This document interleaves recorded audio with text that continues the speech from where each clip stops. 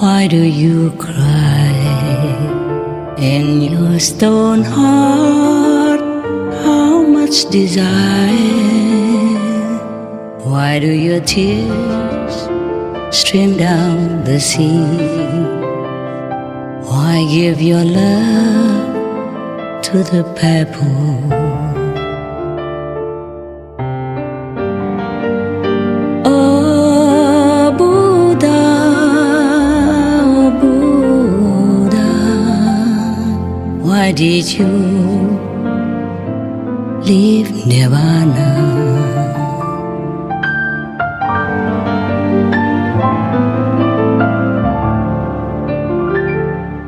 What is here to search for endless pain or sorrow? Oh Buddha, oh Buddha, hurry now, leave samsara, back to where no sorrow, only joy eternal, only love, no border. Hello Buddha, why do you smile? And your stone heart is full of light. Why do your arms embrace the world? Why does your love shine forever? Oh Buddha, oh Buddha, oh Buddha, oh Buddha.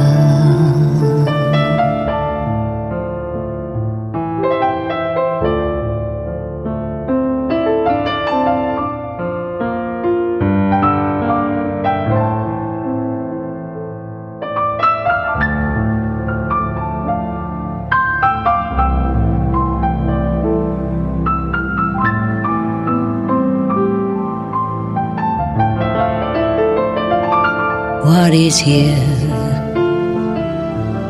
to search for endless pain or sorrow? Oh Buddha, oh Buddha,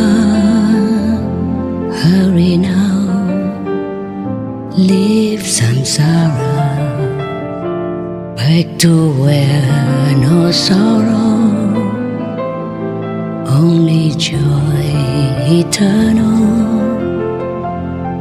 only love, no border. Hello Buddha, why do you smile? And your stone heart is full of light. Why do your arms embrace the world? Why does your love shine forever? Oh Buddha, oh Buddha, oh Buddha, oh Buddha.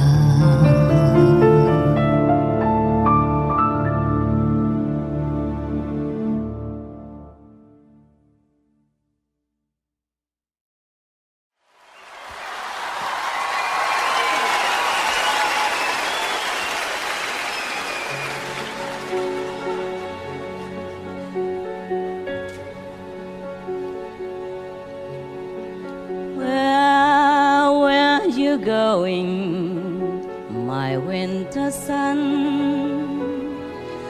Won't you miss me, staying on this side of the sea? Where have you gone to, my tender moon? I miss you. Stand on this side, water blue. I wish we could sail the same destination. I want to break these chains, oh my desperation.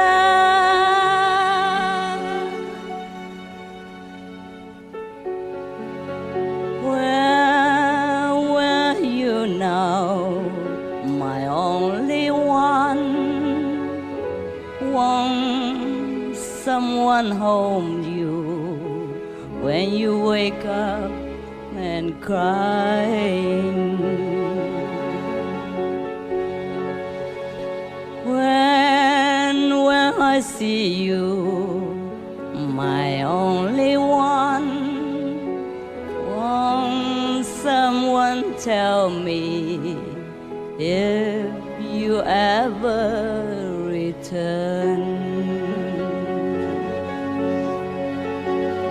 I wish we could sail the same destination. I want to break these chains, oh my desperation.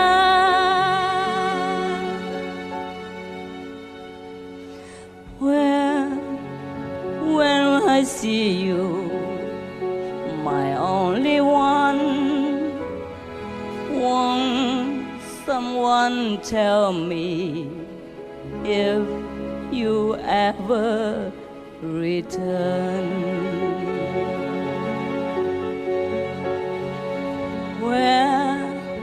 Where you now, my only one?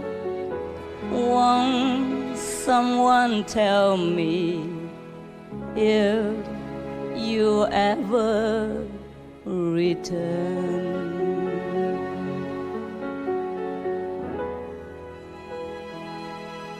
If you ever return.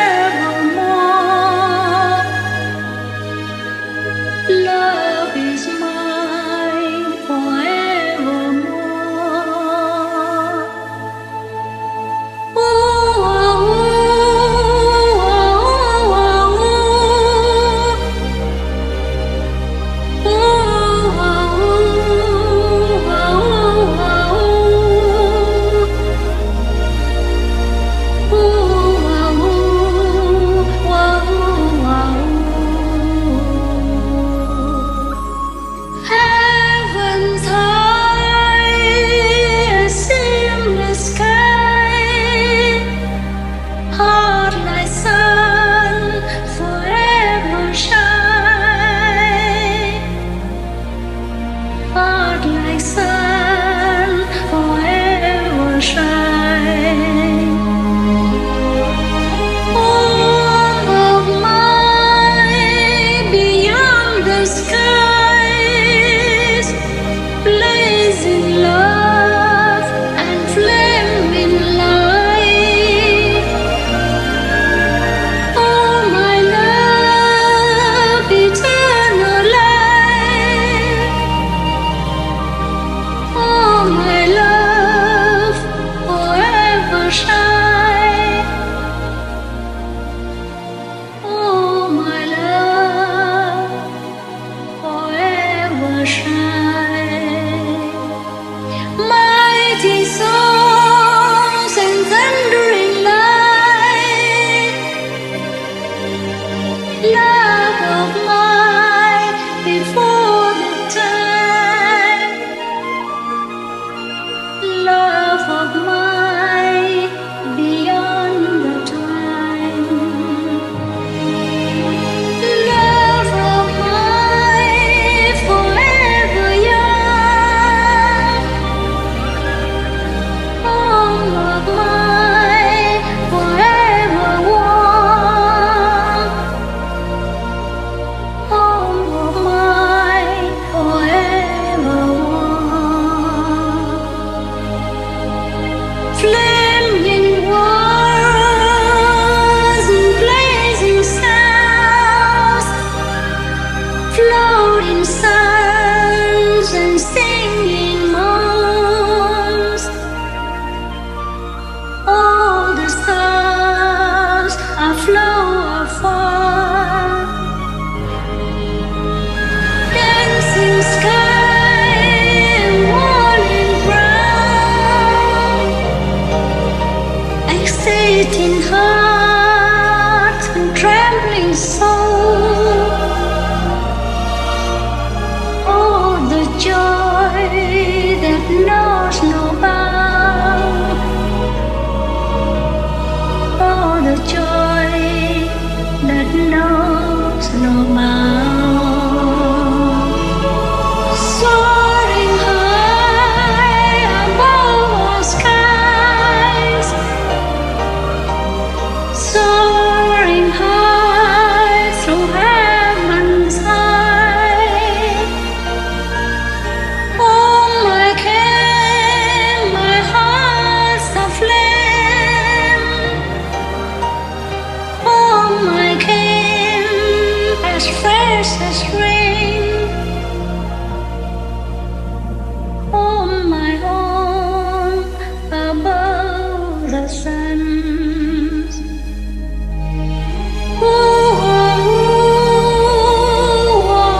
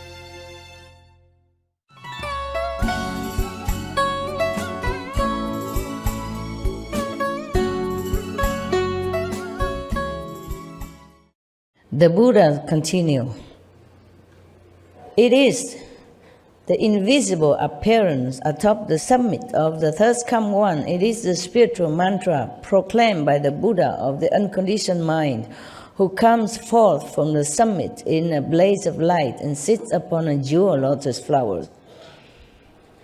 And now he's talking about Ananda's private life, a private connection with Manjusri, with that prostitute who almost corrupted him, and etc., etc. So I cut that off. Oh, you want to listen as well? I just talk about the precept here, okay? All right. Never mind, I just read it to you. What is more, your past lives with Mataji's daughter accumulated kalpas of causes and conditions. Your habits of fondness and emotional love go back not just one life, nor even just one kalpa. Yet, as soon as I proclaimed it, she was free forever from the affection in her heart and accomplished a hardship. There was a prostitute who was very, very infatuated with Ananda because he looked very handsome, supposed to. And she always tried to seduce him. And one time, Ananda has to go through her area, her house, in order to go for alms. And he has to go to her house to beg for alms. Because the Buddha don't let any monk go to the same place all the time in order to avoid attachment, and discrimination between the rich and the poor. Because Ananda sometime before that, he always went to the poor people to beg for alms, because he think like this, he can give merit to the poor, because the poor people need more merit than the rich. Therefore, Buddha said, no, you don't do that. You just go every house with the same love, with the same blessing. You cannot discriminate and just bless just one type of people. Therefore, that day was Ananda's turn to go to different areas, including the prostitute's house. And this prostitute, she has been waiting for a long time for Ananda. And now the Buddha explained why. They had affinity with each other in kalpas, aeons already, and has always have return and return, like this. This life is the same. But after the Buddha has explained all this, she became arhat. She also became a nun, and compete with a nun who is more enlightened, who is faster to get enlightenment. That was like that. It doesn't say here, but just I know that from other sutra, okay? There's something maybe that some of you don't know. Why are you clapping? Because of the calendar talk? Because of my teaching. Oh, I just copied it from the Buddha. Because of your teachings, Master. All your information benefits us spiritually and physically in the world. Thank you so much. Thank you. I just have to explain a little bit more so that you know the background of this situation, why the Buddha. Originally, I want to skip it, remember? This is his private thing and all that, but I thought, never mind, I just read it. I thought I would read it, quick, but then I remember this story, and then I begin talking. Habit dies hard. I just have to tell you what is what. Okay then. Now, so she has accomplished a hardship. This so-called prostitute. That prostitute, the Buddha continued, that prostitute who had no intention of cultivating before she met Ananda, she always wanted to wait for Ananda to trap him. She was imperceptibly aided by that spiritual power and was swiftly certified to the position beyond learning. She's gone so fast into the spiritual elevation, beyond learning. Means she already too enlightened. These people no need to learn anymore. Yes. Then what about you, sound hearers in the assembly, who seek the most supreme vehicle and are resolved to accomplish Buddhahood? He asked, question mark. For you, it should be as easy as tossing dust into a favorable wind. What then is the problem? The Buddha man looked at the prostitute. She had no intention to practice any spiritual thing. any teaching, nothing. She was a prostitute even. It's the kind of opposite of spiritual way of life. For example, like that, the people look down upon prostitutes, they think they are nothing, they have no moral, no understanding, no concept of a decent life. In any country, people look down upon prostitutes. Even in such a free country where prostitution is like a professional job and is illegally practiced, still people do not think well of prostitutes.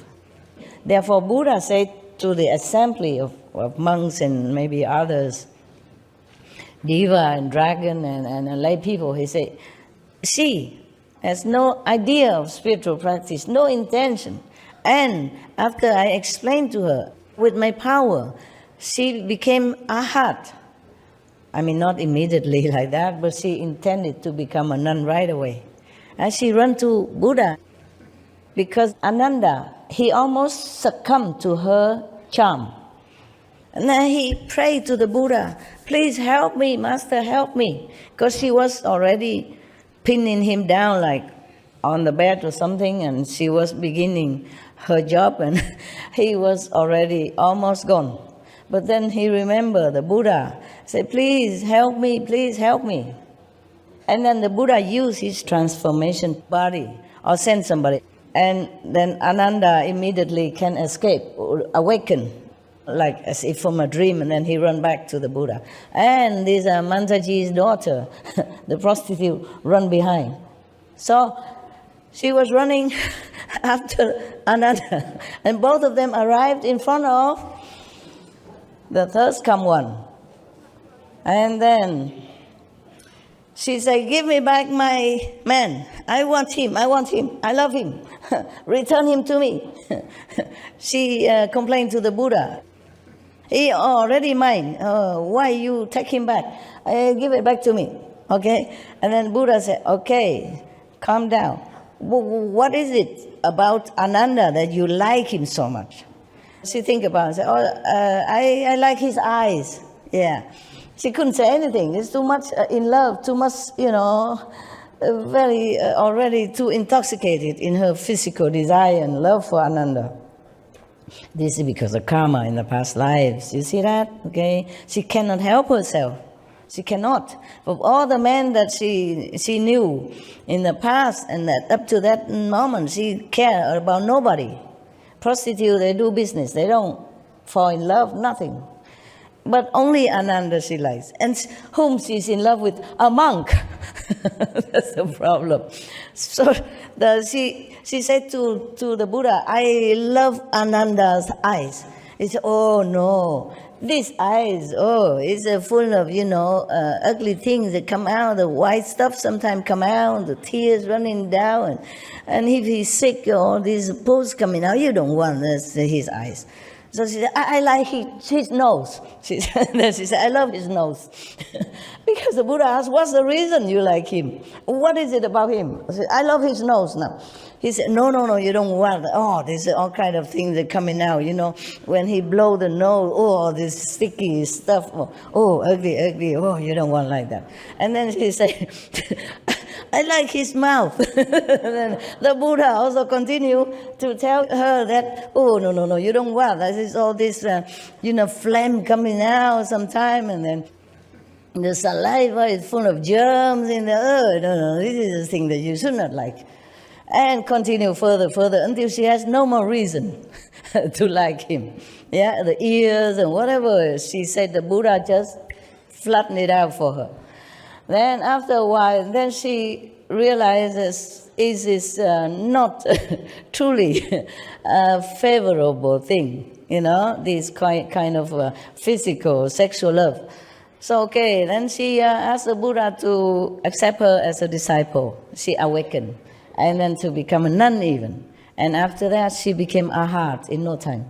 She competed with Anand to see who is faster become arhat. And she became first before him, supposed to. Yeah.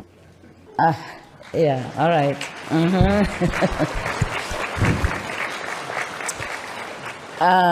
It's not because Ananda was slower or less spiritual. It's just his destiny to serve the Buddha first, okay? And to try to remember everything the Buddha said in the assembly, or whatever happened in the assembly, and all the spiritual stories that happen within the Buddha's assemblies and disciples. Just like nowadays you have miracle events, miracle stories and all that. Before there was no record player, yeah? So somebody has to write it down or memorize it all. Ananda that was his job, you see? If he became Buddha too quickly, maybe he could not do this, yeah? Because he will lose his intellectual power, memory, so that he can become more pure, become Buddha. So he has to continue to be so-called a little ignorant until after Buddha passed away. Yeah, after Buddha passed away, he became enlightened immediately and become Arhat, okay, and become one of the successors. I was telling you that whatever good for the world, good for other people, then I would do it no matter what. So I'm just new like you here, and I forgot that. I totally halfway forgot. Now I continue that. Buddha, please wait. I come back to you. They have prepared for me a room, on the second floor. More comfortable, of course, with aircon. It was a VIP kind of room. And they put some of the thing I need already there, yeah? But when I first came here, immediately I say, I don't stay in any of these rooms. I stay up on the roof. Just put me a tent up there, and I'll be fine. I like it, okay? I like a tent in the open air. And put me a kitchenette there with something in case I need to have sometimes I don't like solid food, I just want to cook a little soup, rice soup or something. So that's what I did. But then they continue working until before we begin our retreat. So I had to put up with the second floor of the room, okay? And then it becomes so comfortable. After you live there for a few days, you have aircon, hot, cold, whenever you want, and ensuite bathroom, toilet, and everything already put there for you, special shampoo, and special conditioner, and good smelling soap. Oh, it's already nice, and bubble bath. Then I continue to stay. I didn't want to leave. This morning, I forgot, and then I asked the heavens again, okay, I'm too tired to check it out, tell me, is it still better that I go upstairs, better for the people, or is it better I continue to stay here, which is comfortable? I didn't ask for it, making an excuse for myself. I didn't ask for people did it for me. You see, I did not ask. So is that maybe heaven's will that I should stay here? Comfort. Because upstairs on the roof only a tent, a big tent, with a table, to work. It's actually like like an office, and a sofa, okay? No aircon, just maybe a heater, small one, all empty, okay? And later on, I came back and I saw the mosquito screen all around. It's like a room again. I said, oh no, terrible, I don't want that. I just want a tent, okay? And all around empty, I like that. It's not like screen all in with door and all that. Even though it's just a mosquito door, I don't like it. And this is one more excuse for me to continue to stay in the comfortable aircon. Already made all the clothes, beautiful hanging. Easy for me to do anything, so easy. So another excuse to stay. That's why I keep staying a few more days, and I didn't think about the roof anymore. Besides, they took away all my kitchenette stuff. Another excuse, okay? What should I do up there? I don't have anything to cook. No pan, no pot, no cooking stoves, no bowls, no spoon. I keep listing it, You see that? I have nothing. Yeah, our minds like comfort, yeah? Even I like comfort, yeah? Especially when you're older, You have aircon, it's warmer for your back, and it doesn't stiffen your legs, and all kind of excuses I have, yeah. But then I suddenly this morning I was thinking, maybe just a trick. I should go upstairs because that's my instinct. The first day I came, I said, I don't stay in any rooms. The room has been slept in by people and used for years, decades already. I should not stay there, even though I throw all the beds out already. Just have a new sofa in and office, a table and all the office stuff, a document to work. So it just looked like an office. One sofa and a table, empty chair, like that. It's not much. And it was okay too, comfortable. Because they normally use it just for bedrooms. You come in, you just see the big bed. Nothing else. And it feels suffocating. I don't like it. Because the room already small. You put a bed in there, you can't do anything else. Even you put a chair or something in it, it feels too crowded. So I throw all the beds out anyway already, and it's more comfortable. But this morning, suddenly I wake up and say, oh no, maybe it's not too good to continue to stay here because I feel too relaxed. It's a relaxing room. It's a rest area, and my mind will not be set on working. It's the atmosphere in the bedroom is always make you feel relaxed and want to sleep, rest, especially when I didn't ask for it, maybe heaven's will, This morning I asked, I said, okay, I'm too lazy to move again, all my things upstairs again. But okay, what is better for my work, okay, for the world? And they say, move, leave this room. I said, what, really? Repeat again. So they say, leave the room. It's better, okay? Better for you, my work, yeah? So immediately I left. Immediately, at that minute. Yeah, I don't want to further arguing with my mind. I know it is the right thing. It's my first impression anyway, and I wanted to do that. My tent is still up there, okay?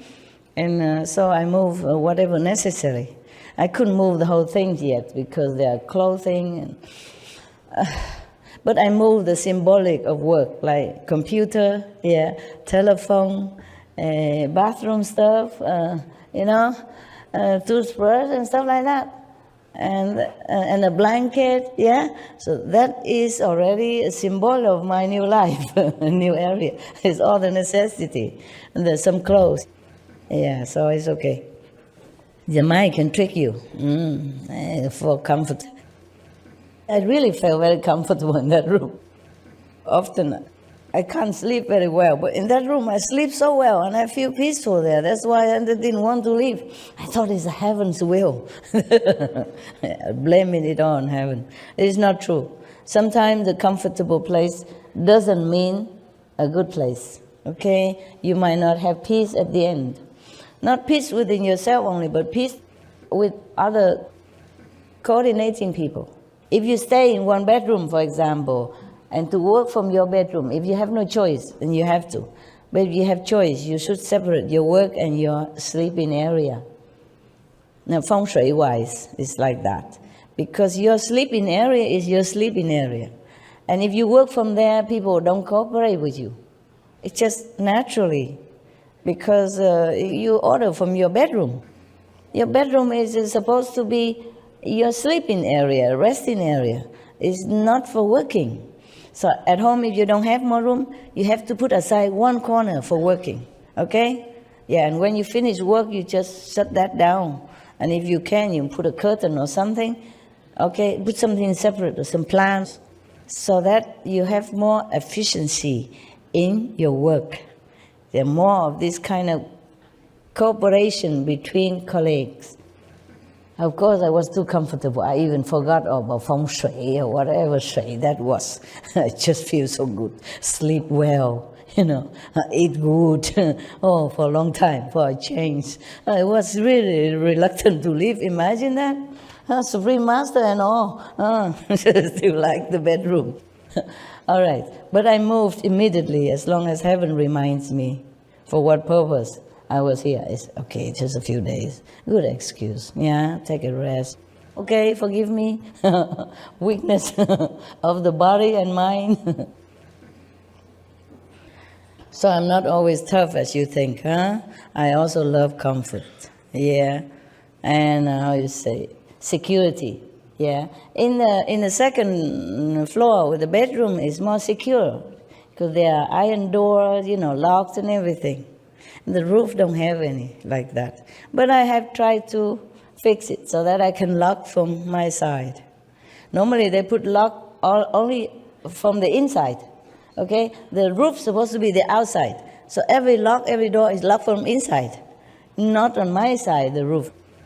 So this day I moved up and I have tried nail this and that and making some arrangements so that I can lock from my side, just so that I can feel a little bit psychological safety. I had to do that wherever I go, so that I feel peace of mind. Huh? Good, now you know my secret. My attachment secret to the bed and comfortable and the aircon. Yeah, now I have nothing, just a tent. No aircon up there. Yeah, what for you have an aircon? It's all open air anyway. The aircon will not work. But after a while I get used to it also, you will not feel that cold. You'll be okay. Just put more clothes on then, huh? If it's cold. It's good like that. So I can have more sympathy with you also, who lives in the outdoor tent and stuff like that. Huh? So I don't be too comfy and sleep.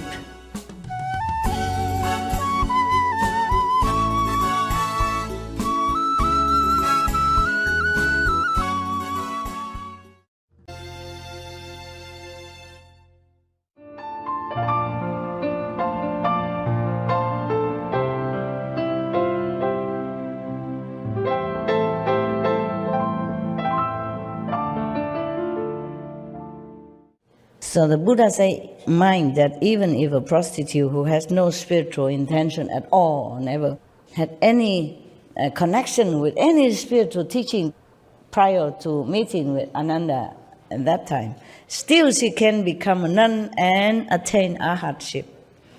That's a big deal, arhatship, very high, bodhisattva. Therefore, how can you not? That's what he meant, okay? His assembly, yeah. And you also, of course.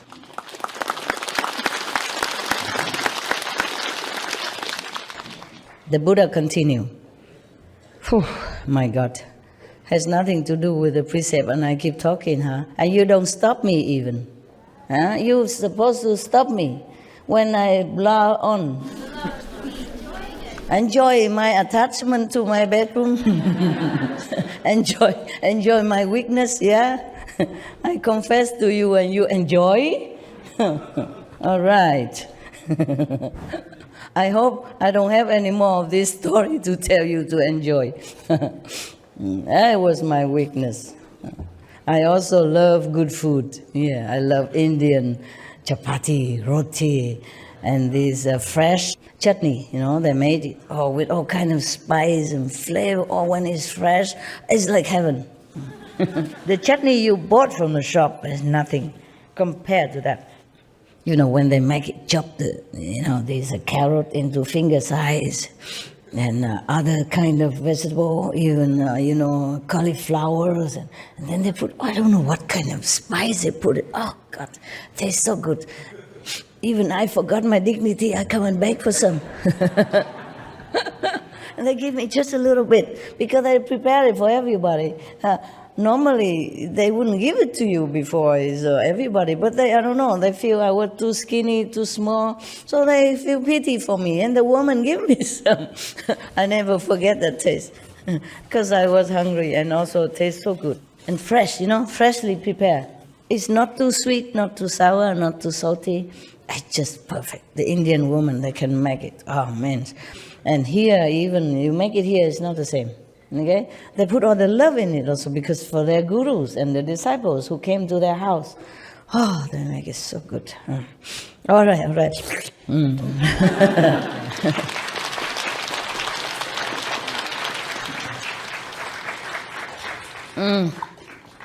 I don't look like a nun or monk anymore, but I really ate only once today. When you eat only once a day, you're not as hungry as when you eat more times. It's funny. The less you eat, the less appetite. The less you eat, the less you want. If you eat breakfast already, then lunch and dinner taste good. But if you eat nothing in the morning, nothing else, then the meal you taste, no matter when, it don't taste as good. Therefore, you don't even eat a lot. You don't feel such a tasty like as if you had your breakfast first and then many hours have lunch. If you have no breakfast, you just eat, but you don't feel. It feels okay, but not no big deal. Now, the Buddha continue, and those in the final age who wish to sit in a bodhimanda, meaning sit in the meditation, the enlightening meditation method, sit in that way, not just sit, but really have a purpose, a method, a goal, and a truly deep understanding of why you're sitting. Otherwise, you just sit, no use. There's one more advice for you. If you want to sit longer without moving much, you have to sit full lotus. I cannot do it here because it's not very favorable here. If you sit in the full lotus position, you can sit longer. Although it might be uncomfortable at first, but after a while you get used to it. See it or not?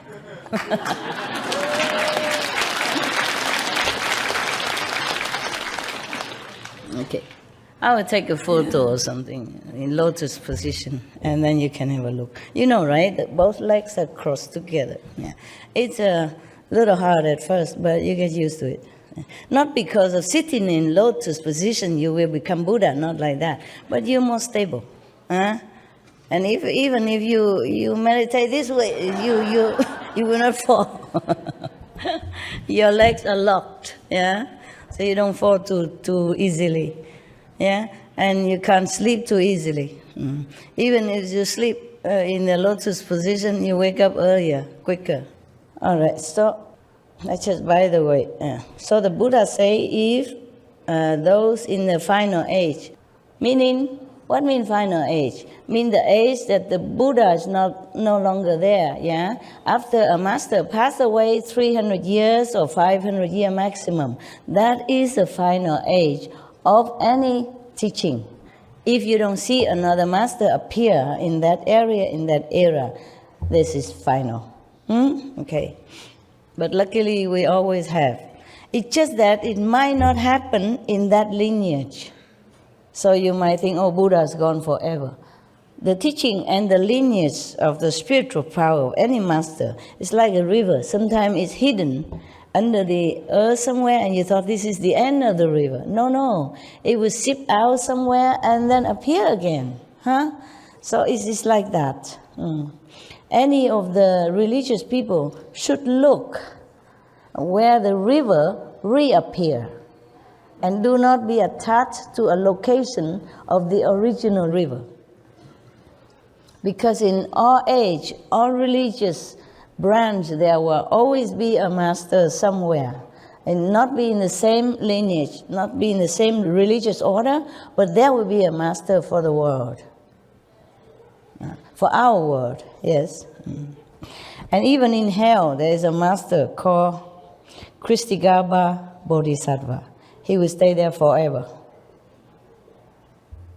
Because he vowed, before he became enlightened, he vowed that he will save all the people in hell. He vowed that he will stay there forever until the hell are empty. All hells are empty. He said, if all hells not empty, he will not take on the Buddha's position or fruit. He won't become Buddha if all hells are not empty. So he continued to stay in hell to teach the hell beings, whoever he can teach. Whomever still has enough, a little bit of spiritual inclination, he will teach them. And then slowly he bring others also to the understanding of the truth. And then continue further teaching, and then release their karma, or because of that, their karma will be lessened or cleansed, and then they can reincarnate as a human being or a diva or ashvara, and then continue further. That is Kristigaba Bodhisattva. Oh, there are endless sutras in Buddhism I like very much. Maybe one day I will read you this Kristigaba Sutra. Yes, it's very interesting. He talked about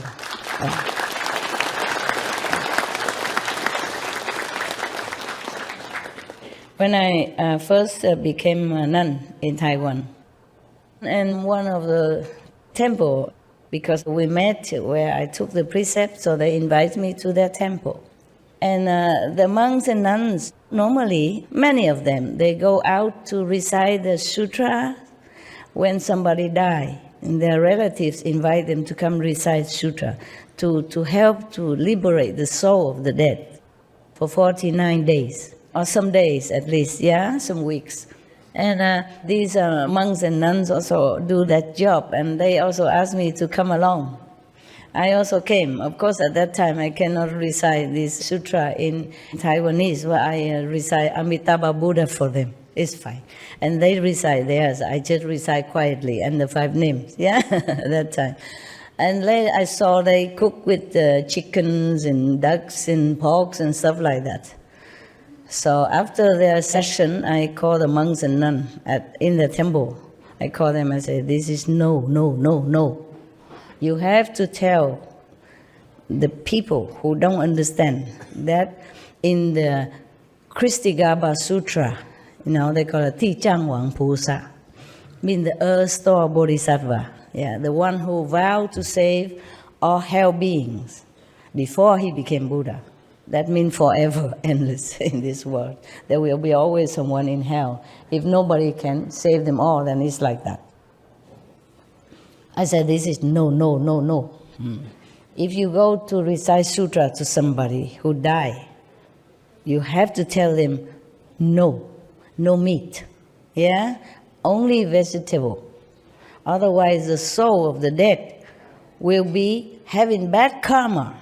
Maybe have to go to hell for that. Or maybe delay, cannot go to heaven because of that. Maybe delay of liberation, depends. So you have to tell them that. It says so in the Kristigaba Sutra. If any dead person, the relative kill or offer meat and animals product in the name of the dead will be in trouble. Bad karma and may go to hell, may suffer more.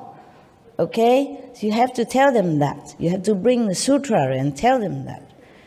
And then they bow to me. They put their arms together and say, you, Kristigaba Bodhisattva. I said, no. I read Kristigaba Sutra. I must remind you, we monks and nuns must tell people because they don't know. They have no chance to read any sutra.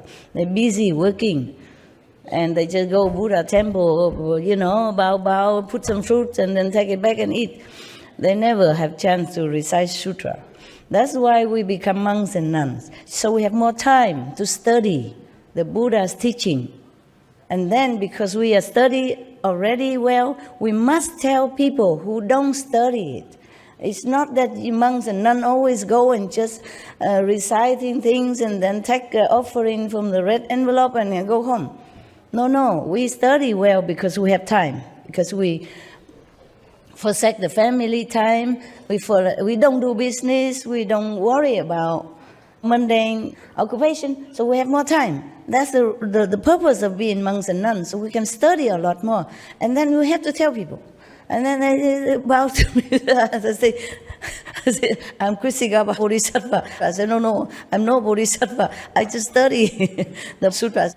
And then they was very respectful. I said, from now on, you tell people in advance before you come. I say, if you want me to come recite the sutra to bless the deceased, you must cook vegetarian. Otherwise, I don't come. And tell them why. Yeah. The Kristigaba Sutra is very clear.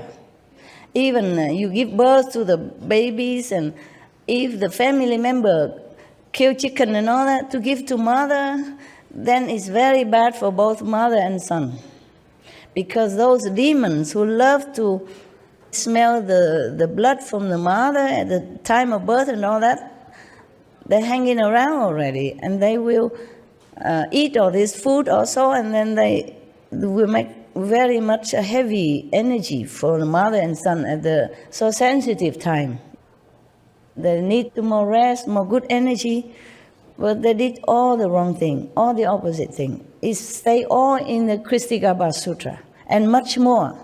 In the Kristigabha Sutra, it even say that the Kristigabha Bodhisattva tell the Buddha that, oh, I observe in the whole physical world, all the beings, every little second, every little minute, nothing they think, nothing they do doesn't cause karma for them. That bad. Therefore, you recite the 5 names all the time, okay? So that you don't think negatively. You don't have chance to act anything negatively. You protect yourself from attracting, so that you don't attract negativity to you as well. And bless your surrounding with this holy energy that you brought forth with you from the initiation power.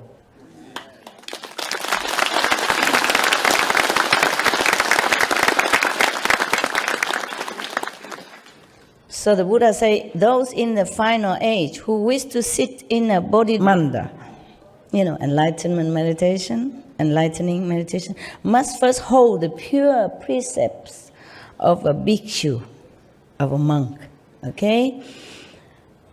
To do so, they must find as their teacher a foremost shramana who is pure in the precepts.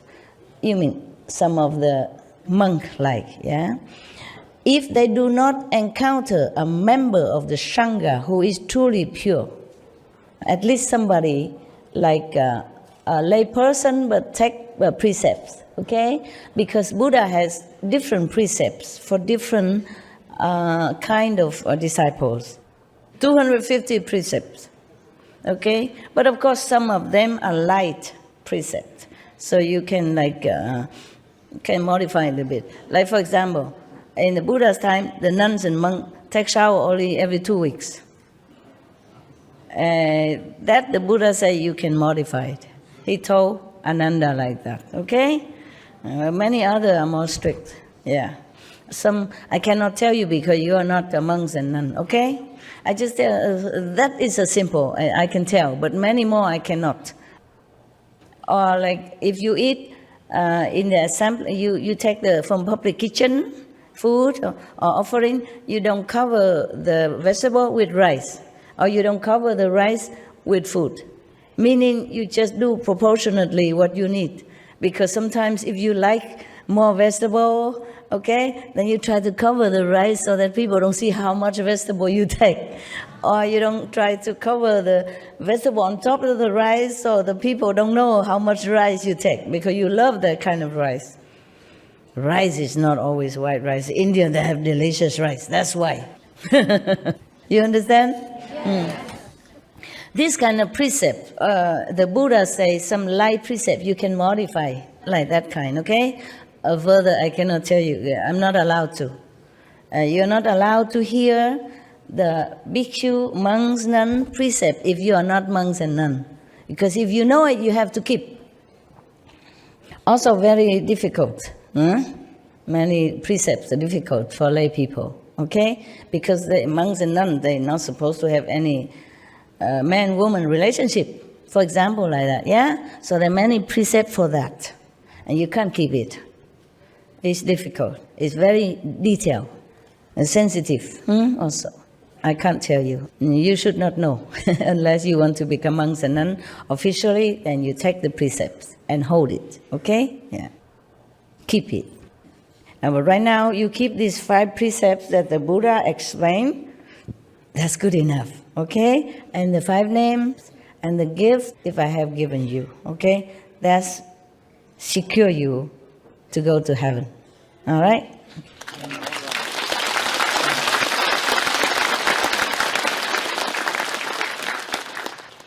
So the Buddha emphasized again, and again.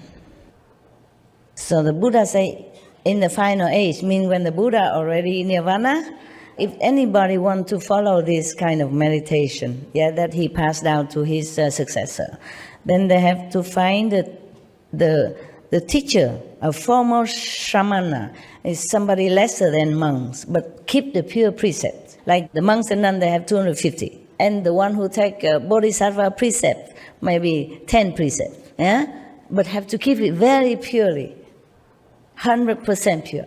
And the other normal 5 precepts. Therefore, the Buddha said you have to find somebody, foremost one, to keep the pure precept, like the 10 precepts.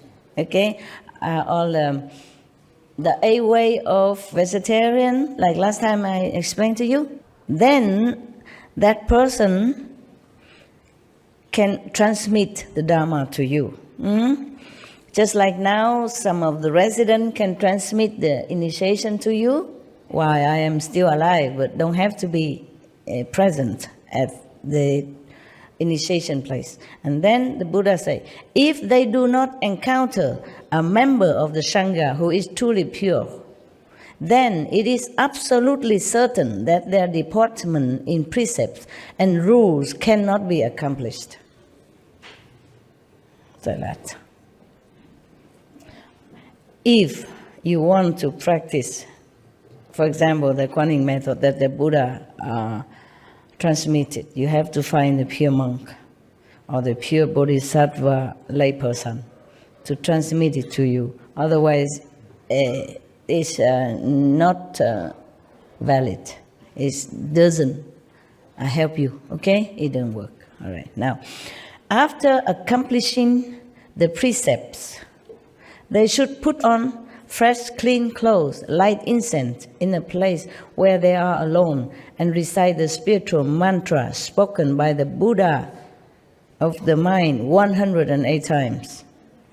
The one that the Buddha tell you. Actually, in many sutras, there are many mantra reciting by the Buddha, okay? Hey, guy, you cannot see me very well, huh? Some of you, huh? Yeah, poor thing. What to do? If I stand up, then the people behind don't see me. If I sit, then the people in front don't see me. Yeah, this is the life we have here, okay? This is not perfect, yeah? But you are perfect. You will be perfect. And that's important.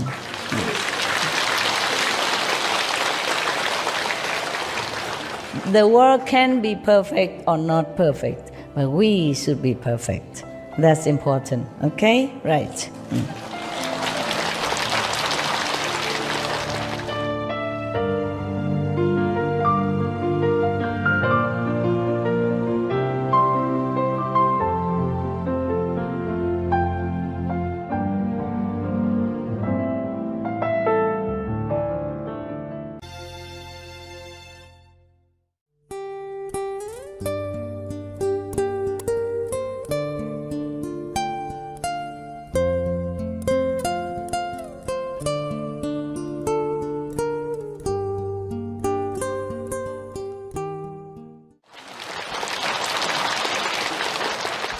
See, the Buddha always emphasized the precepts. Again here he said, after accomplishing the precepts, they should put on fresh, clean clothes, light incense, and recite the spiritual mantra spoken by the Buddha 108 times. Why is that? It's just one of those numbers, okay? 108 times so that you don't forget.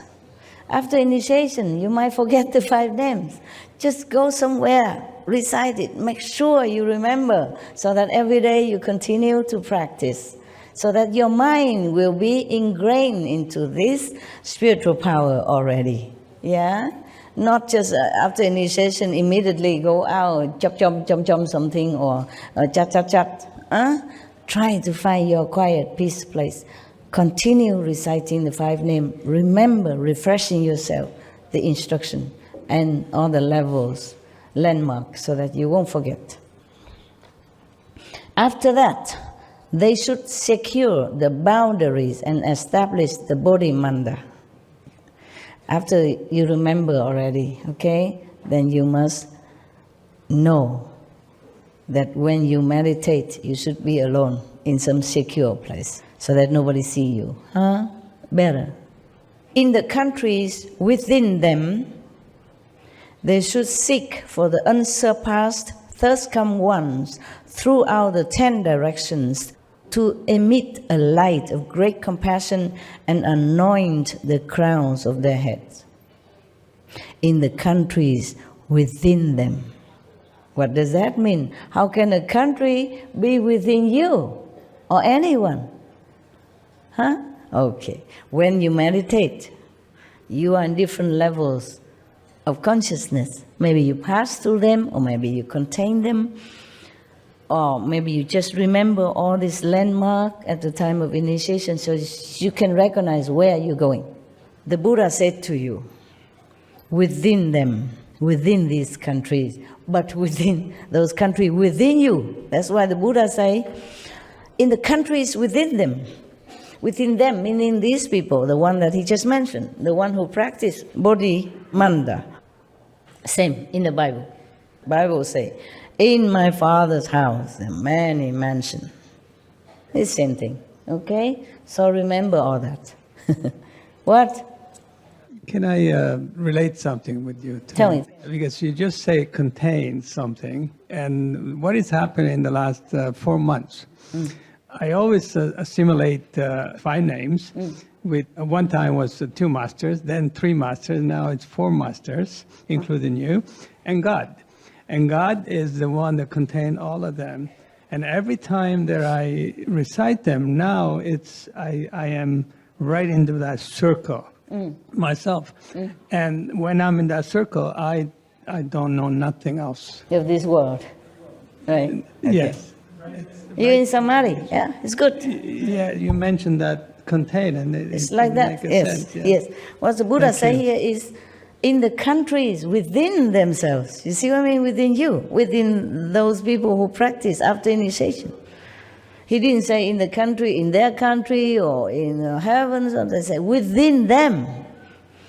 All the masters speak the same language, yeah. In my Father's house, there are many mansions, okay?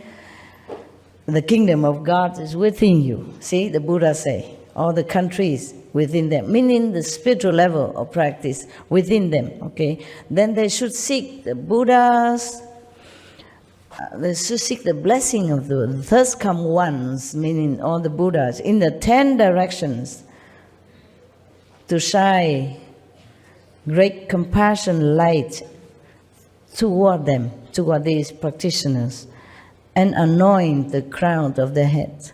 Yeah, bless them. Ananda, when any such pure bhikshus, now bhikshunis, he also saying that now, meaning female monks, yeah. When any such pure monks and nuns or white-robed donors in the Dhamma ending age who can rid their minds of greed and lust, hold the Buddha's pure precepts, and in a Bodhimanda make the vows of a Bodhisattva, and can bathe upon entering each time and day and night for 3 weeks without sleep, continue this practice of the way, I will appear before these people in a physical form and rub the crowns of their heads to comfort them and enable them to become enlightened. The Buddha will manifest just like transformation body, yeah? Even though it look like physical body, but it's not the Buddha in physical body anymore. So the Buddha say that after initiation, if you secure your place and you do practice for 3 weeks long without sleeping, like I guess a retreat for three weeks, and keep the pure precept, no sleep. I don't think I should tell you this because it's your specialty. Okay, wait a minute. So the Buddha say if they can do that, the Buddha will really appear to them and help them, rub in the head and help them to become enlightened. What is? I want to tell you actually that you did that for me. And it? When I first decided to initiate, right after I got the convenient method, I was having trouble understanding how to feel here. And I was trying to meditate, and I sort of fell asleep, and I had a vision, and you walked up to me, and you handed me some cream, and you said, "Oh, well, just rub this on your forehead, and it'll work." And after that, always, every time I meditate, I could feel. Okay. And And yeah. you still have doubt whether or not I'm a master. Thank you very much. No, that's not what I meant, Master. I mean, not now, but I mean, if some days ago or some. There's always the sometimes- small part. The mind, yeah. There's yeah. always the small part, but not in the heart, Master. Of course, I know that. Otherwise, you wouldn't be here, right? Right, thank you, It's just Master. the mind tricking you, but your soul knows. Your That's right. intelligence knows. Yeah. That's why I told you you are a smart boy. You don't need to ask what is the proof or what is what. No need, you know it, okay? Okay, thank you, Don't Master. let the mind trouble you and rob you of your enlightenment and faith. Yeah. Faith is the mother of all virtues. That's what I said. Yeah? Buddha said that, the same. Jesus said, blessed are the one who do not see but believe. Because for them is the kingdom of God. Because they're pure, you know? Maybe their karma blind them not to see vision or light for that period of time, temporarily, but they believe in the master teaching. They still inherit the kingdom of God. They still go to heaven, okay? Yeah. All right, thank you for telling me that. You look fatter today. Did you eat a lot or something? No, I mean, your face are rounder, kind of more relaxed. Maybe it's your blessing, Master. I don't know.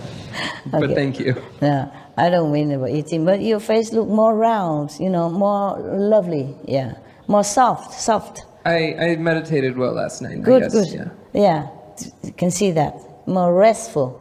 Very smooth, yeah, smooth. Face smooth. Energy smooth. Thank you. Congratulations. So, Buddha continued. Ananda said to the Buddha, now Ananda talk, were Honor One, enveloped in the thirst come one's unsurpassed, compassionate instruction, my mind has already become enlightened. And I know how to cultivate and be certified to the path beyond learning.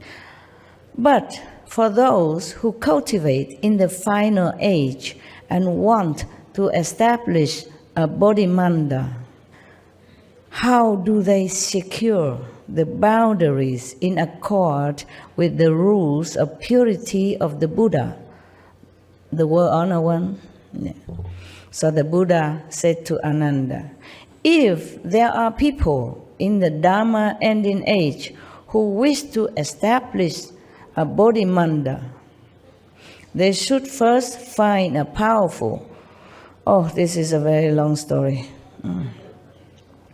If you want to build yourself a bodhimanda, okay, the meditation retreat kind of place, yeah, secure, peaceful, so no disturbance, meaning you be away from your family and your job or your usual surrounding.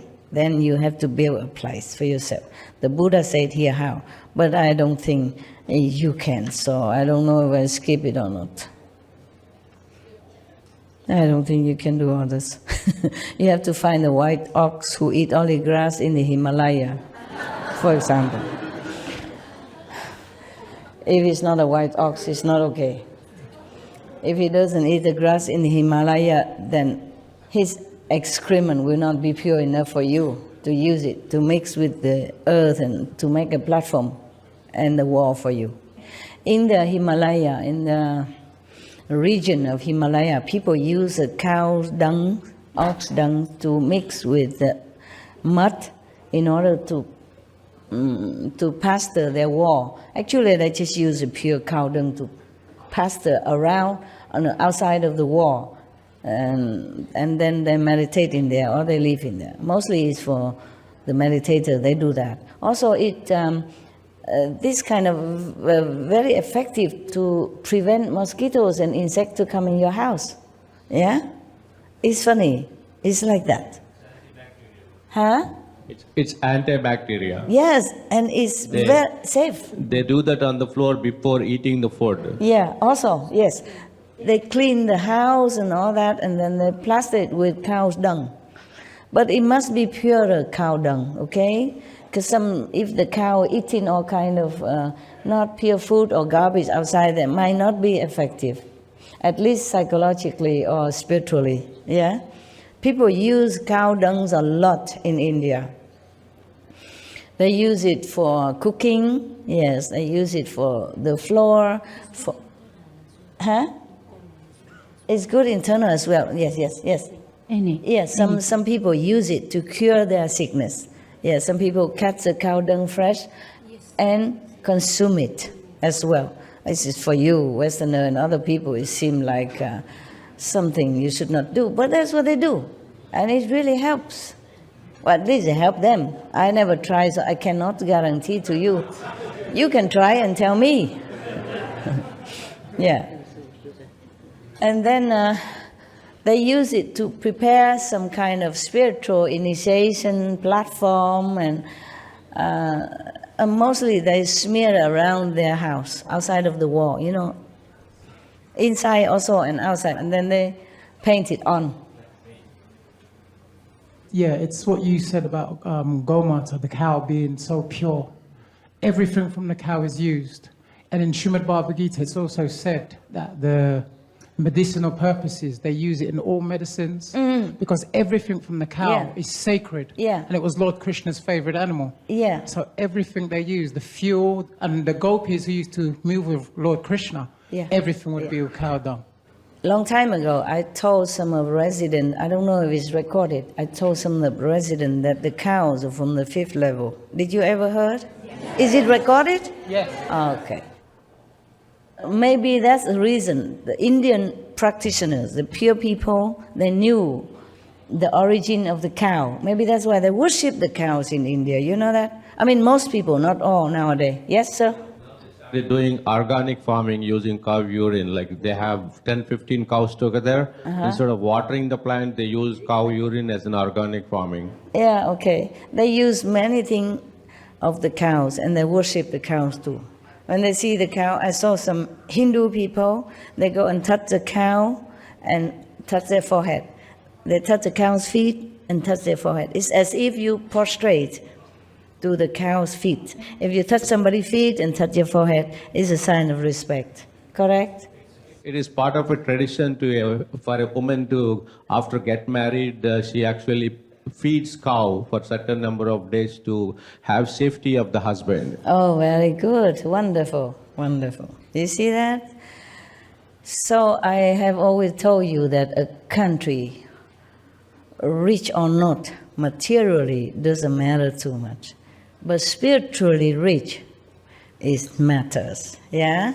And some people who are not used to the Indian tradition or Tibetan or maybe in Asian tradition, they think what they're doing superstitious. It's not like that. Just because they don't see with spiritual eye what the people are doing, or what the animals are, or what the trees are.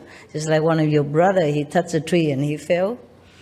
These like electric currents or something that respond to him, yeah, in blessing and love. You mentioned about the cow, how spiritual it is. And there's a book that I read many years ago before I knew you. And the book, it's To Know Yourself. And halfway in the book, there was this figure as a cow. And I read the whole book. And at the end of the book says, if I see the figure. You seen the figure yourself? And I didn't. No, I didn't. So I went back and read it. And that's when I see it. Oh, I see the figure in the book, and probably it was that when you know yourself, you see yourself as the cow. Oh, I understand. Understand? You didn't grow any horn yet, so I don't know if you're a cow or not. Okay. So anyway, the people who know the spiritual dimension of animals or trees, they worship them. And then we, sometimes ignorant, civilized, educated people, thinking, oh, that's just, they worship things, it's not worthy and stuff like that, okay? They worship mountain, river, they all have goddesses in there. The river have gods, the mountain have gods, and they're all blessing people all the time. It's just we don't see it. If you actually see the picture of the cow, there are all the gods and goddesses painted on each part of the body of the cow. That's Indian tradition. See that? And the government of India is banning slaughtering of the cows, and the government already banned animals Yeah. in the zoo and everything. I saw saw it in some, Supreme Master yeah. TV. Very good. And Supreme Master is donating money to take care of those people who are suffering. Supreme Master donating? Yes, yes. I donate it. Yes. Just You are- joking. you are It's the Supreme same. Master. We donate it. Okay. Yes, All right, $85,000. Thank Yeah. you, Master. It's okay. No, we should. All of us should do that, okay? Not just Supreme Master TV. But I do what I can, only one person. All right. Hey. Yeah, tell. They announced officially that in India more People. will become vegan. Yeah. Yeah, of course they should. It was very beautiful. Yeah, Just few India weeks is ago. supposed to be a spiritual country. The most, yeah. They should be back to the origin, Originally, they were like that. Yes, Master. Most of the NRIs like me who are staying here, who settled in America, they are doing whatever they could do, like constructing the water tanks and providing mosquito-free zones and electricity. And now it has reached to so many people, and people are not waiting for the government to respond. They are doing whatever they could do. And all the political leaders are also mobilizing NRIs. They're actually coming here and asking money from us and taking their money back and showing the accounts properly. It is done. It's not misused. So there's a lot of change and awareness. Very good. Actually, Indians should do that because Indians supposed to be the cradle of spirituality. All the masters, mostly from India. And some master went to India to study and then came back to teach their country people. Yeah. There are a lot of Loving Hut restaurants in India, and I was actually doing translation of all these things into my local language, Telugu. So I do not have a job for the last 1.5 years.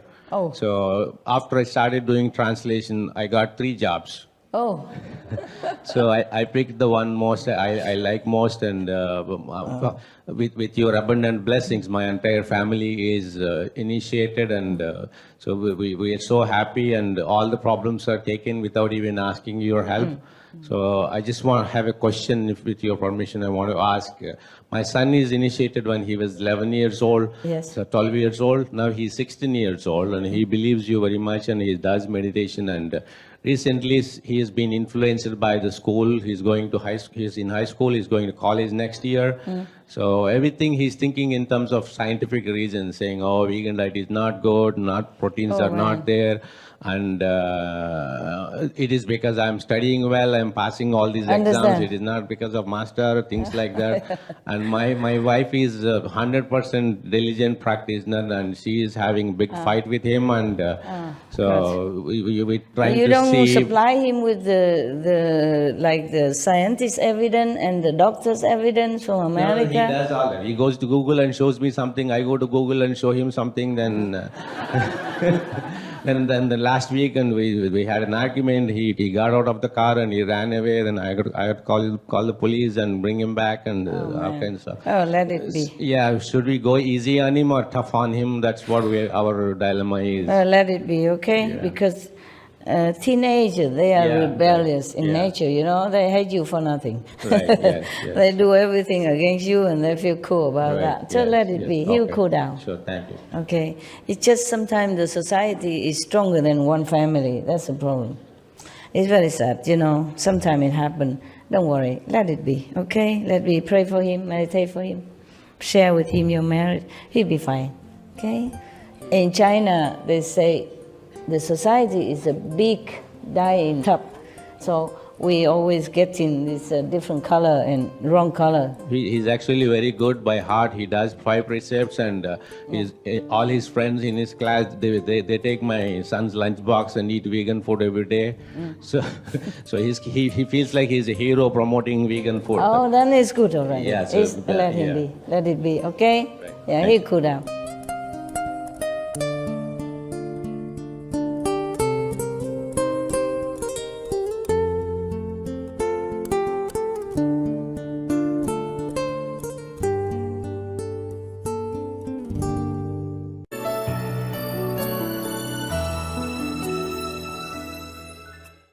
Okay.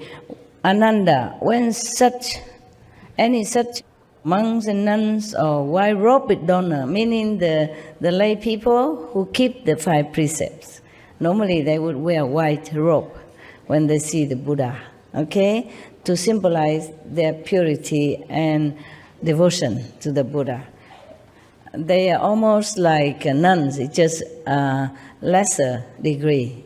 They uphold some precepts, like the 8 precepts, 10 precepts, the 8 vegan way, or the 5 precepts. They call them white robe lay people.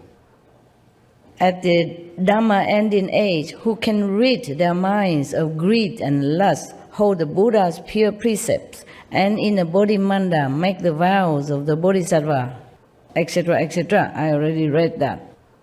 So Ananda asked how people will be able to stabilize himself in Bodhimanda, meaning meditation on the enlightened way. So the Buddha say you have to find the cow dung. You have to first find a powerful white ox in snowy mountains, and one that eats the lush and fertile, sweet-smelling grasses of the mountains. Since such an ox also drinks only the pure water of the melted snow river water, its excrement will be very fine. They can take that, mix with sandalwood and plaster the ground with it, etc., etc. There's some more work to do, but I don't think you need it. I am thinking whether or not I read all this to you. Because you have to find also incense, and you have to, because the Buddha say, if it's not in the snowy mountains, then the ox excrement will stink and cannot be used to smear on the ground. In that case, select a level place, dig down 5 feet or so, and use that yellow earth. Also good. Have to be 5 feet under the surface of the earth. Then the soil there will be pure. I don't think I can recommend all this to you because you only want to rely on master power to go to the 5th level. And I think more than that I can't ask you. India is a different place. When people devoted to the Buddha, they really do. And they go to all lengths. And they really want to and they want to become a Buddha and all that. You just want to sit here, listen to me talking with the calendar, and clap and happy, go home, do your business as usual, and pray to Master, and that's all you can do, I think. And eat vegan, of course. But the rest, I don't think, yeah. I don't think you're that eager to become Buddha, the way that the Buddha recommended. If whatever you want to do, if you want to become truly a Buddha and Bodhisattva. I don't think I can ask much of you like that. Or can I? Yes? Yeah. No? You really want to find a white ox in the Himalaya mountain and smear their dungs on your ground and the wall and then sit there for 3 weeks on end? Can you do that? Yeah, forget it. I don't need to ask. Okay? 3 weeks no sleep. Of course you can, I know that. I asked you if I can ask you to do that. You say, yes, you can, Master, of course. Okay. I have to confess to you, maybe I also cannot do that. Okay? I have different way to reach whatever heavens I want to reach. And this is for the Indian, okay? The one who rely on the Buddha and have to do this and that. In India, we can do that. In your country, maybe to find a white ox already difficult, yeah? Or to dig under the ground, 5 feet underground to find the yellow earth, a lot of them, enough to make a platform for you and make the wall around you to sit there 3 weeks without sleeping. Just to talk about 3 weeks without sleeping, and no ox, no whites, no nothing yet. Can you? All right, then I don't read any further. Oh my God. A lot of work here. Nevertheless, just pretend that you have done all the preliminary preparation, with the white ox dung and with the sweet eating grass and all that first, okay? And just pretend that you have done all that. And just pretend that you could go without sleep for 3 weeks. Okay, now I read further. And have you burned a lot of incense, etc., etc. And then the 4 sides of the wall you should suspend flags and flowers, and within the room where the platform located should arrange on the 4 walls images of the third come ones and bodhisattvas of the 10 directions, if you can find all their images. Okay? That is pretend that you already done all the things that you say you can or not can. And then you have to do all that as well. All the Buddha, Bodhisattva on all your walls. And then in the most prominent place, display image of Vairocana Buddha. I don't know if you can find that. And then Shakyamuni Buddha, that you can find. Maitreya Buddha, you can. Amitabha Buddha, you can. In all the magnificent transformation of Kuan Yin Bodhisattva as well, if you can find them. To the left and right, place the Vajra treasury Bodhisattvas. Beside them display the Lord Chakra and Brahma, Akshurma, Blue Diga, as well as Kundali and Bhrukuti and all 4 heavenly kings with Vinayaka to the left and right of the door. All this because you don't find a living master. You study with his disciple or some later generation disciples. If they still have the instruction in their heart to tell you, then because the living master, meaning the Buddha is not there anymore, you have to do such and such and such and such and such and such and such, then you can also become enlightened, and the Buddha will appear to you and bless you to be enlightened. That is that. So the living master is easier way for you if you can find one.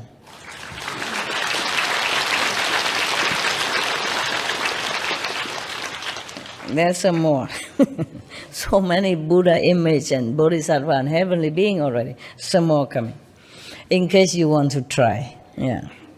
Then suspend 8 mirrors in the space around the platform, so that they are exactly opposite the mirrors on the platform. Can you remember all that? No. This will allow the reflections in them to interpenetrate ad infinitum. And during the first 7 days, bow sincerely to the thirst come ones of the 10 directions. Every day, bow, non-stop. To the great bodhisattvas and to the names of the arhats, if you know all of them, okay? If you can find their names in any sutra or by any chance. But that was just almost immediately a few hundred years after Buddha died, after the Buddha Nirvana. Now it's too far away already. It's very difficult to trace down all these names of Buddha, Bodhisattva, even if you want to. So a living master is the best, okay? Find one.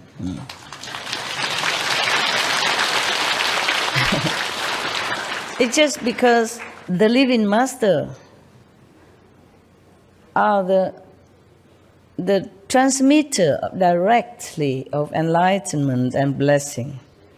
After the living master is gone, the energy diminished as days go by, years go by.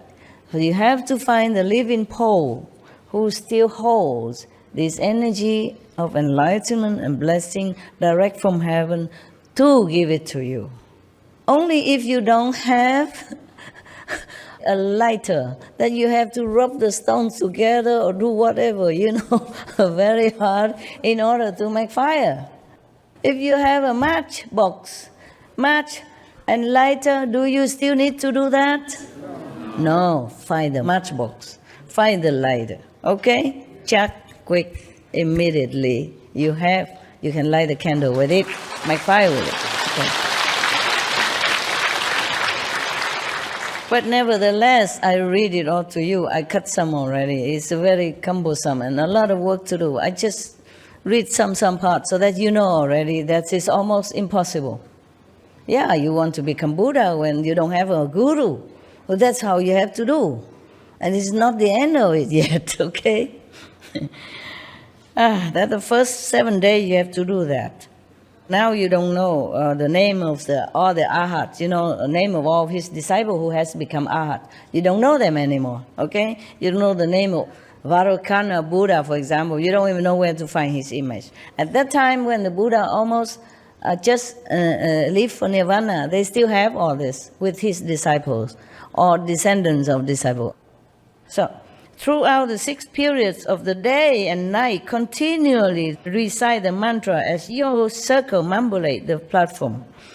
Practice the way, this method, with a sincere mind, reciting the mantra 108 times as a stretch. Not just the first day, but continue.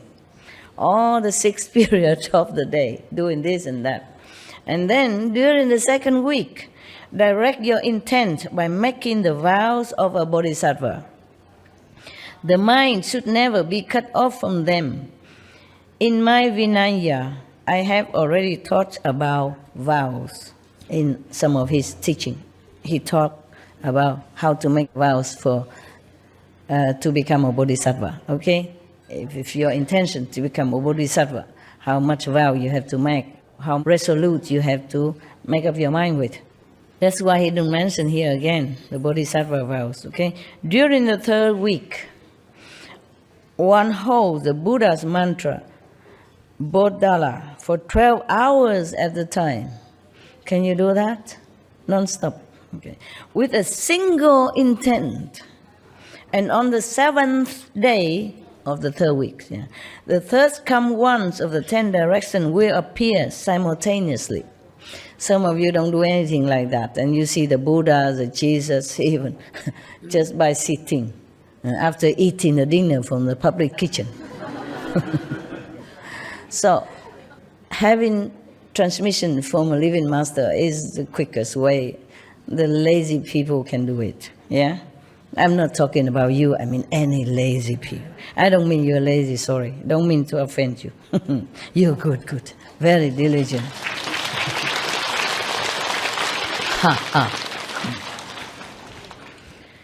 So they will appear to you if you do all that for 3 weeks long, non-stop, single-mindedly, bowing, reciting, meditating, praying, and incense, and etc., and all these formula at one time.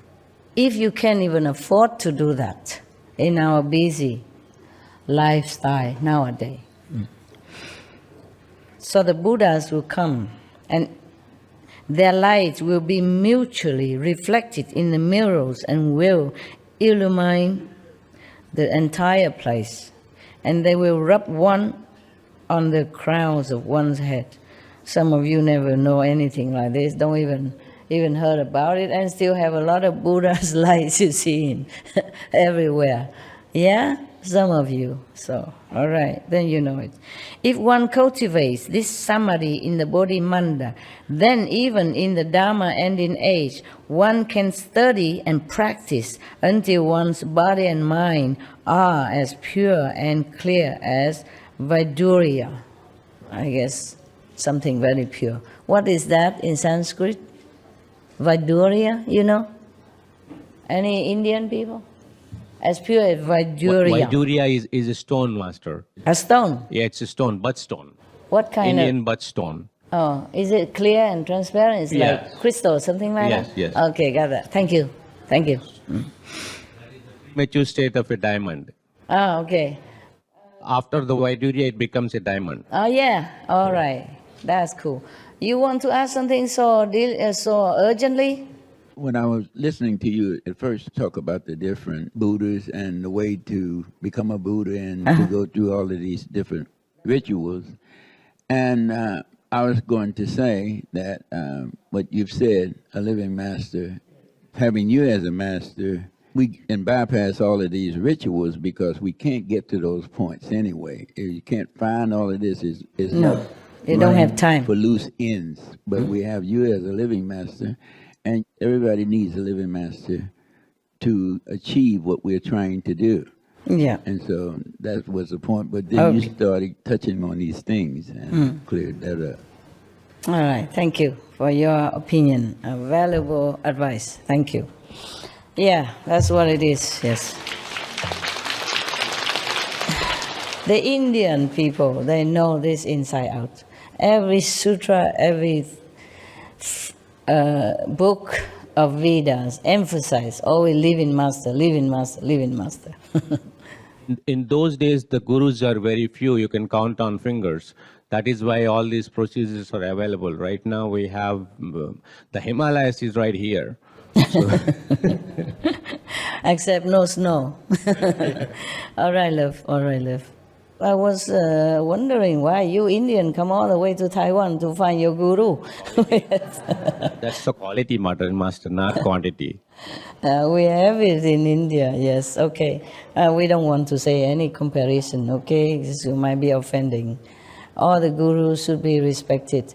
It depends on your level, you know? If you are not ready to a higher dimension or teaching, then you cannot just blame any master.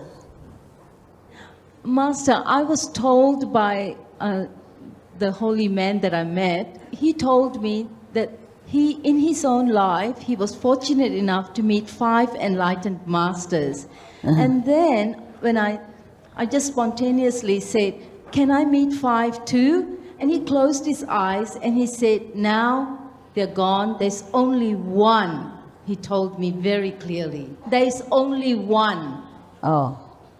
One, meaning there's only one enlightened, fully enlightened master in the world. Where is that? I guess you. Oh, wow. Wow. Whoever told you that, I want to ask him where. Well, thanks to your master, huh? He is a good one. All right. If you believe that, it's good for you. If you have proof for that, good for you. If you don't have proof for that, don't blame me. Huh?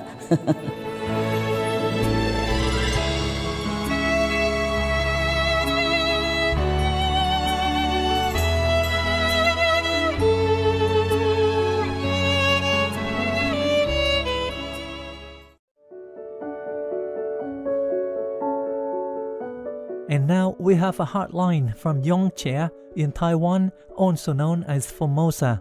敬爱的青海无上师和无上师电视台团队您好，师父前几年还在台湾或福尔摩沙时，弟子家人看新闻说台风要来了，弟子跟他们说放心，有师父在，台风不会来。师父说过，一位大修行人的福泽会保护他住的地方，果真如此。台湾或福尔摩沙整整4年没台风来，但自从师父在无上师电视台跟台湾或福尔摩沙道别后，台风马上进来。又有次家人看新闻说两岸恐要打仗了，弟子又说有师父在，不会有事。后来无上师电视台播出一则关于同修内在体验的观众心声，师父用他自己的灵体承受中国对台湾或福尔摩沙的炮弹攻击，全身满是弹孔鲜血，倒地不起，为全台湾或福尔摩沙人民挡下血债。弟子看了久久震惊，难过不已。4月3日早上7点58分，台湾或福尔摩沙发生7级多强震，弟子当下赶紧一直念阿弥陀佛和观音菩萨的名号。弟子可以感到佛菩萨的力量很努力在稳定我们住的地方。地震后，弟子双手发软发抖，嘴巴一直感谢佛菩萨们。后来看新闻说，此次弟子住的地方台湾或福尔摩沙中部较少灾情，弟子真的很感谢佛菩萨们和师父的救命之恩，但对其他受灾地方感到惋惜。师父在去年底宣布，您以生命暂时牺牲，换取全世界新的零业障起始点，让人觉得耶稣的圣王又再度体现。您说此次是为了全人类的救赎，计划也有风险。看着圣子伟大的决心，弟子很高兴师父有办法救地球，却也担心和难过师父的牺牲，这是多么让人心痛的决定。愿全宇宙最万能的上帝、佛菩萨、天使们保佑师父计划一定要平顺完成和实现。阿们。台湾或福尔摩沙弟子永结敬上。Confident Young Chair, thank you for your heartline. Your country is indeed blessed to have such a strong affinity with our beloved Master, and there is no doubt the Master's interventions spared your people much suffering. May all humans go vegan immediately so that all future wars and disasters can be avoided and we can live in a peaceful vegan paradise as heavens intended. May the Buddha's compassion surround you and all the dutiful Taiwanese or Formosan people. Supreme Master TV Team. P.S. Master has a heartfelt message for you.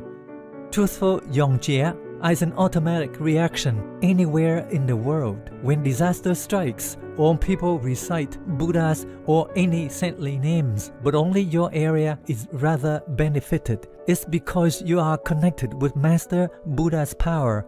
The great numbers of people praying for protection are not as effective as one initiate of the Guanyin method. It's you yourself with a loving heart, a true disciple of God. If all could connect to the Master universal power as you yourself are, this world would never know any troubles of any kind. May God grant all beings such grace. An enlightened Master would do anything, sacrifices anything to help all beings anywhere and surely can shield a region. But if humanity follows the Master's teachings such that the world's vibration can be raised, we can have a lasting peaceful planet free from disasters, wars, diseases, and other terrible consequences. The largest cause of suffering on earth is the animal people diet. Without the killing, our physical plane would be transformed into a paradise.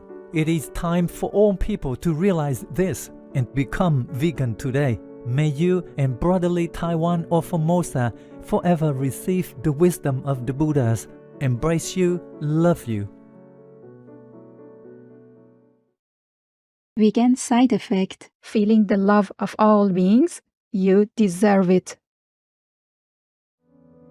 We welcome your heartlines, stories, and all cute loving animal people clips. Please send them via suprememastertv.com/heartline.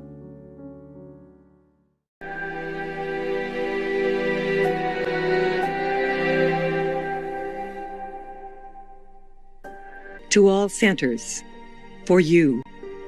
Remember the 5 holy names and the gift all day, except when Kuan Yin, heavenly inner sound.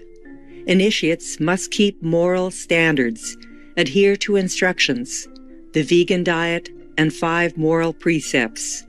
Equal, all this is for protection. Like a new driver, keep to the instructions and focus on the road. Do not drive zigzag. That will harm yourself and others. Even old seasoned drivers must do the same or face the consequences. God's power is not to toy with. It's a force to be respected and to abide by. Master will not be responsible if you stray from all the above principles. You might even be possessed by Maya to be his tools, or be lost from your goal, from the positive circle of sainthood. Be careful what you do, how you behave, what you speak, what you eat, etc. You have been taught right from wrong. Maya will not be lenient. He is allowed to check on your noble standard. Be vigilant, humble, and morally fit. Practice meditation well, and remember God always.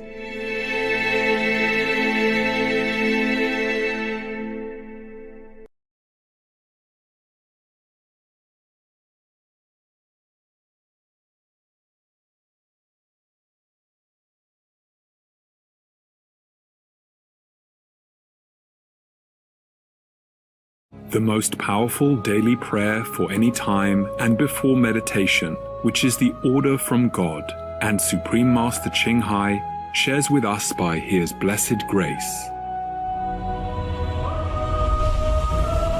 We humbly worship, praise, thank, obey, and love God Almighty, the Most High, the greatest, for world vegan, world peace, and our soul liberation. We thank, love, praise the only Son of God, who is the ultimate Master for our salvation. We follow the teaching of all the saints and sages. We thank, love, and praise them, who are the representatives of God for our spiritual elevation.